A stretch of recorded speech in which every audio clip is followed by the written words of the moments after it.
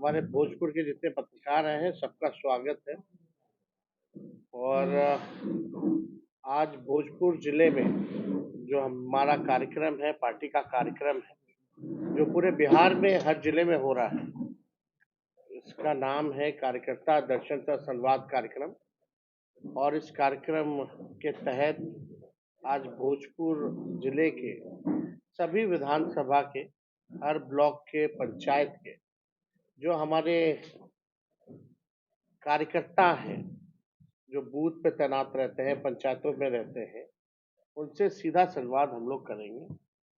और उद्देश्य यही है कि पार्टी को संगठन के रूप में और कैसे जमीनी स्तर पे मजबूत किया जाए और इसका विस्तार कैसे किया जाए। और जो लोग कार्यकर्ता अलग अलग क्षेत्रों के आएंगे, वो लोकल इश्यूज जो होता है उससे भी लोग जो है अवगत कराने का काम करते हैं, फीडबैक देते हैं, सलाह देते हैं।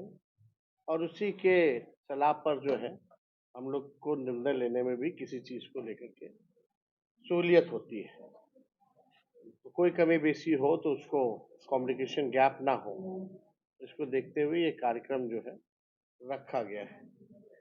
और महिला संवाद भी हम हर जिले में जो है कर रहे हैं। महिलाओं से भी बात होती है, संवाद होता है। और महिलाओं का कहना है कि महंगाई की मार जो है सबसे ज्यादा अगर कोई झेलता है तो महिला झेलती है। घर चलाना मुश्किल हो गया महंगाई में, बचत नहीं हो पाता, कोई बीमार परिवार में पड़ जाए तो उधार लेना पड़ता है, आर्थिक स्थिति ठीक नहीं रहती है। और हम लोगों ने भी जब जाति आधारित गणना कराया था तो उसमें साफ रिपोर्ट में आया था कि 94 लाख ऐसे परिवार हैं जिनका आय जो है 6,000 रुपए से कम है।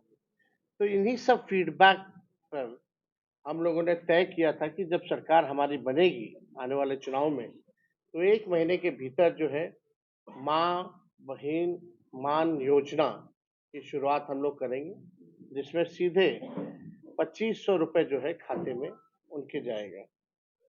और जब वर्करों से बात होती है तो स्मार्ट मीटर से लोग बहुत परेशान हैं जो ग्रामीण है।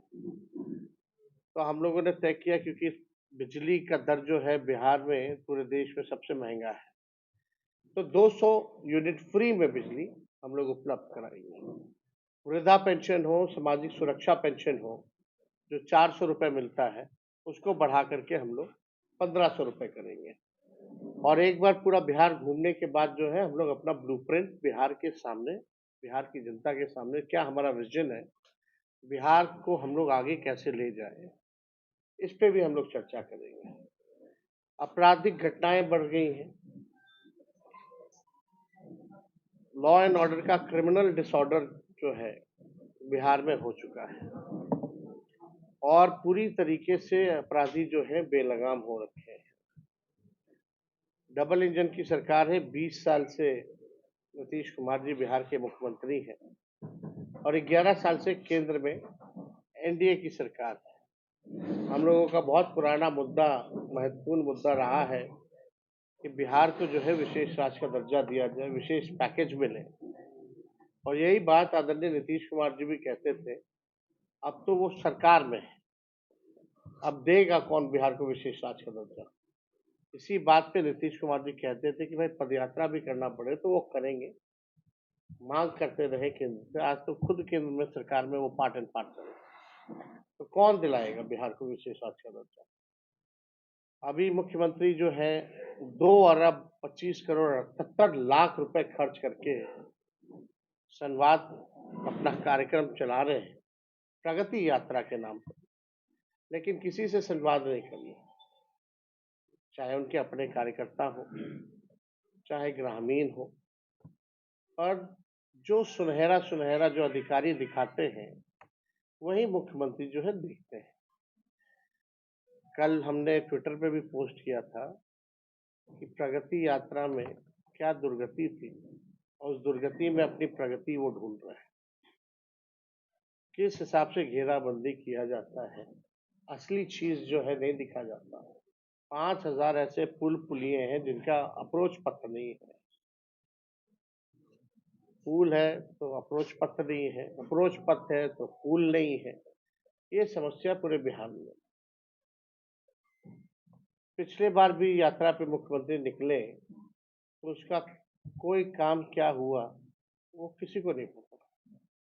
तो ये केवल आई वॉश है। और हमने पहले भी कहा है, सरकार जो है 3-4 लोग ही जो है सरकार चलाने का काम कर रहे हैं। अब मुख्यमंत्री थक चुके हैं, रिटायर्ड अधिकारियों के साथ सरकार चला रहे हैं। अब उनकी उपलब्ध कोई विजन नहीं रह गया कि बिहार को और आगे कैसे ले जाए। कोई रोड मैप नहीं है, कोई ब्लूप्रिंट नहीं है। और लगातार कई बार मुख्यमंत्री शर्मसार बयान जो दे देते हैं महिलाओं को लेकर के, उससे भी जो है बिहार का, हम लोगों का चेहरा जो है झुक जाता है देश के सामने, दुनिया के सामने। जिस तरह का मुख्यमंत्री का बयान आता है। हम लोग जब 17 महीने थे तो हम लोगों ने काम किया, 5 लाख नौकरियां, 3.5 लाख नौकरियां प्रक्रियाधीन कराई। कोई पेपर लीक नहीं होता था। लेकिन नीतीश जी, एनडीए की जब भी सरकार बनती है, चाहे मैट्रिक का परीक्षा हो चाहे बीपीएससी का हो, पेपर लीक के बिना कोई परीक्षा नहीं हो पाती। उन 17 महीनों में नौजवानों के चेहरों पर खुशियां थी, उम्मीद था, हाथों में नियुक्ति पत्र मिलता था, गांधी मैदान में रोजगार मेला लगता था। आज वही जेपी गोलंबर पे जो है छात्रों की कुटाई की जाती है। देह पे चोट है, आंख में आंसू है और निराशा पूरी ओर से छाई हुई है। और हम लोग सब लोग अब तो जीएसटी भी लगा दिए फॉर्म भरने पर। अब उसका भी जीएसटी लगा दिया गया, तो आप समझ सकते हैं कि छात्र छात्राएं पढ़ते भी हैं, कंपटीशन की तैयारी भी करते हैं और धांधली हो जाता है, परीक्षा पोस्टपोन्ड हो जाती है, पेपर लीक हो जाता है। कितनी निराशा होती है, कई लोगों का उम्र निकल जाता है, सर्वर डाउन हो जाता है, लाखों अभ्यर्थी जो है फॉर्म नहीं भर पाते। तो चाहे किसान हो, चाहे मजदूर हो या कोई लोग हो, हर वर्ग इस मौजूदा सरकार से जो है परेशान है। तो हम लोग पूरे बिहार का दौरा कर रहे हैं। अब अंतिम चरण में ही जो है हम लोगों का ये रह गया है कार्यक्रम का। इसके बाद 4-5 जिले ही रह जाएंगे।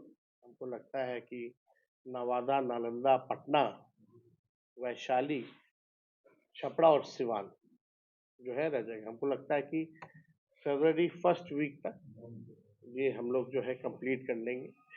और हम सब लोग की कोशिश है, प्रयास है कि लोगों के सामने एक मजबूत विकल्प दें।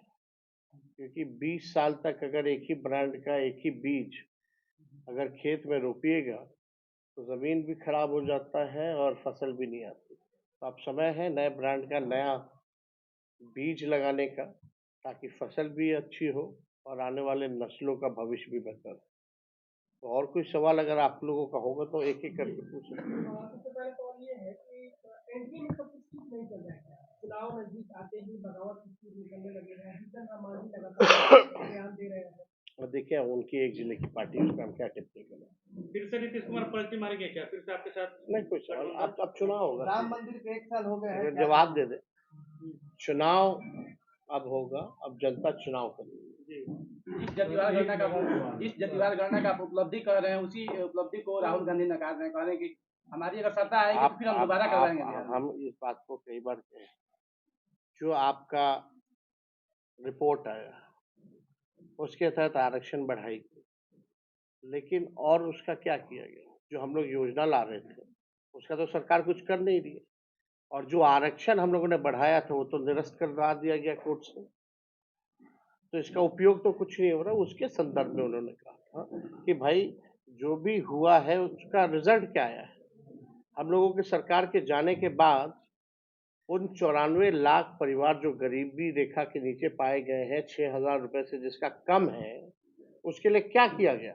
हम लोगों ने कहा था जहां बेरोजगारी होगी उसको 2 लाख का मदद करेंगे, जिसको अपना जमीन नहीं है उसको जमीन लेने के लिए 1 लाख रुपया दिया जाएगा, जिसको अपना पक्का मकान नहीं है उसको 1,20,000 रुपया दिया जाएगा। तो इसका इम्प्लीमेंटेशन जीरो है। तो हम लोगों की सरकार बनेगी तो इसका इम्प्लीमेंटेशन जो है हम लोग जरूर जीविका दीदी के बारे में खूब नीतीश कुमार कहते हैं, लेकिन आपकी नहीं, एक सभा में 1500 रुपए का मानदेय का बात नहीं 1500 देखिए तो मानदेय दो 20,000 नहीं वो 20,000 सीएम करेंगे, वो बोली थी आपसे कि 20,000 रुपए आप आएंगे तो सुन लीजिए, उनकी समस्या है सीएम जो होती है जीविका जी दीदियों में दिन भर जो है काम करती है, मेहनत करती है, लेकिन कुछ मिल नहीं पाता। और अगर अधिकारियों से अगर वो बात करती है तो अधिकारी खुलेआम कहते हैं रहना तो रहो, जाना तो जाओ, साफ तौर पर। तो हम लोगों का है कि उन पे हम लोग विचार कर रहे हैं कि उनको भी एक कम से कम जो है फिक्स प्राइस जो है वो जो है मिले, ताकि जिस हिसाब से उन लोगों का काम होता है उस हिसाब से उनको इंसाफ भी मिलना चाहिए। पशुपति कुमार पारस को लेकर आपका क्या कहना है जी? आपके पिताजी ने पिताजी से उनके लगातार नहीं पुराना रिश्ता हम लोगों का रहा है ना, और पुराना रिश्ता रहा है तो पारिवारिक रहा है। और आप जान रहे हैं कि दही चूड़ा में उन्होंने आमंत्रित किया था तो उसमें गए थे, उस समय पे हम लोग बताया जाएगा। पप्पू यादव का रहा सर भी कहा, लेकिन उनके प्रति लालू जी का रुख जो है वो नरम रहा। कोई नरम गरम की बात नहीं है, पत्रकार लोग ही बेचैन रहते हैं, बार बार पूछते हैं आ रहे हैं क्या, आ रहे हैं क्या, आ रहे हैं क्या, अगर आएंगे तो ले लीजिएगा क्या। लगातार ये कई दिनों से चल रहा था, तो पत्रकार लोगों के बातों को ठंडाने के लिए उन्होंने कहा भाई ठीक है, लेकिन ऐसी कोई एकदम भाई अब तो सीधे चुनाव होना है। चुनाव के बाद भी तेजस्वी जी बिहार को भी कौन चला रहा है? तेजस्वी जी बिहार को भी कौन चला रहा है? नीतीश कुमार या उनके प्रशासन पदाधिकारी? आप तो जान ही रहे डीके पॉलिसी जो है सुपर सीएम है। कौन है डीके बॉस? डीके बॉस कौन है? समय पे बताया जाएगा, बुझे वाला बुझता सोना की तीसर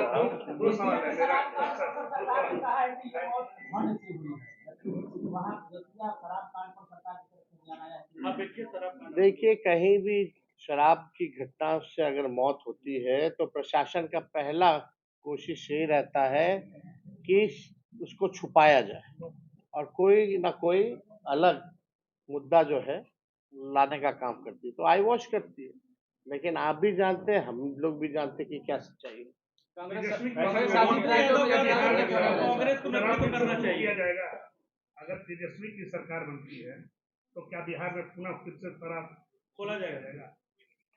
देखिए इस पे हम लोगों ने अभी कोई निर्णय नहीं लिया है ना, ये विमर्श की जरूरत है, विमर्श करके जब कोई निर्णय लिया जाएगा तो आप लोगों को बताया जाएगा। झारखंड में जिस तरीके से हेमंत सोरेन की सरकार में माई बहन योजना का मिला था, क्या आपको लगता है कि उसको आपने रीड किया? उसका नहीं देखिए आप तीन चार जगहों पर अलग अलग 3-4 राज्यों में ये योजनाएं जो है अलग अलग नामों से चलाई जाती है, चाहे झारखंड हो, बंगाल हो, मध्य प्रदेश हो, कर्नाटका हो। और वाकई में आज महंगाई चरम पर है। देश समझे कि कितना हो गया डॉलर, $1 के 86 रुपए हो गई है। तो देश के हालत जो अर्थव्यवस्था बिगड़ता जा रहा है, महंगाई जो है चरम पर है, हर चीज जो है महंगा हो चुका है। गैस सिलेंडर 1200 रुपए हो गया, कई महिलाएं समाज में कई सिलेंडर तो दे दिया गया लेकिन गैस की कीमतें जो है हाई हो गई कि खाना बनाए कि नहीं बनाए ये सोचना पड़ता है। तो इस दौर में अगर उन लोगों को आर्थिक न्याय मिले तो उन लोगों के लिए लाभ होगा, बचत होगा, अपने मनपसंद का कुछ खरीद सकते हैं, ठंड में बच्चों का स्वेटर खरीद सकती है, अपने मन पसंदीदा चीज को जाकर के बाहर खा सकती है, कुछ बचत हो सकता है, तो क्यों नहीं एकदम करना चाहिए। और जब राजद कितने सीटों पर चुनाव लड़ेंगे सर अभी विधानसभा से? हाँ राजद कितने सीटों पर चुनाव? आइए नेगोशिएट करवा देंगे, प्रतिनिधि बन जाइएगा, ज्यादा से ज्यादा सीट दिलवा दीजिएगा। आरा के लिए क्या कुछ ब्लूप्रिंट है सर? आरा के लिए क्या कुछ सोचा आपने? आरा में जब आपकी सरकार बनती है तो आरा में क्या कुछ विकास का कार्य किया जाएगा, क्या कुछ सोचा आपने? जिस तरीके से पहले आपने मेडिकल कॉलेज देने का काम किया, लालू यादव की ही देन है कि वो मेडिकल कॉलेज बन रहा है, तो आगे क्या कुछ और कुछ होना चाहिए? देखिए यूनिवर्सिटी हो, मेडिकल कॉलेज हो, हर चीज तो मिल ही रहा है। जो योजनाएं जो है उसका लाभ तो सभी लोग उठाएंगे, पूरे बिहार के लोग उठाएंगे, चाहे बिजली मुफ्त का हो, वृद्धा पेंशन का हो, या माई बहन मान योजना का हो, और भी विशेष परिस्थिति में यहाँ और बेहतर सुविधाएं हो, इस शहर जो है और बढ़े, इस जिला में किसानों की जो समस्याएं हैं उसका जो है समाधान होना चाहिए। तो जो भी जरूरत होगी उस चीज को हम लोग करेंगे। सर प्रशांत किशोर अंत में सर कदवन जलाशय परियोजना अरे राजनीति में भाई कितने लोग आते हैं कितने लोग जाते हैं, कोई गिनती थोड़ी है। बिहार का दूसरा विकल्प प्रशांत किशोर अपने आप को बता रहे हैं सर। अब बताने के लिए कोई भी कुछ भी बताए उस पर हम क्या टिप्पणी करें। किसानों के लिए सर कदवन जलाशय परियोजना का निर्माण हुआ था सर। हम लोग अपना प्रयास करें। किसानों के लिए कदवन जलाशय परियोजना का निर्माण होना था, निर्माण नहीं हुआ। प्रशांत किशोर पे सर आपका देखिए हमको उन पे कोई टिप्पा टिप्पणी नहीं करना है ना। लोकतंत्र है, लोकतंत्र में सबका स्वागत है, सब लोग आजमाएं। जनता मालिक है, जनता जिसको चुनेगी वो सड़कों पर हो। किसानों के लिए सर कदवन जलाशय परियोजना बनना था, अभी तक नहीं बन पाया है। अच्छा दिखवाया जाएगा, आवाज उठवाया जाएगा, चला जाएगा।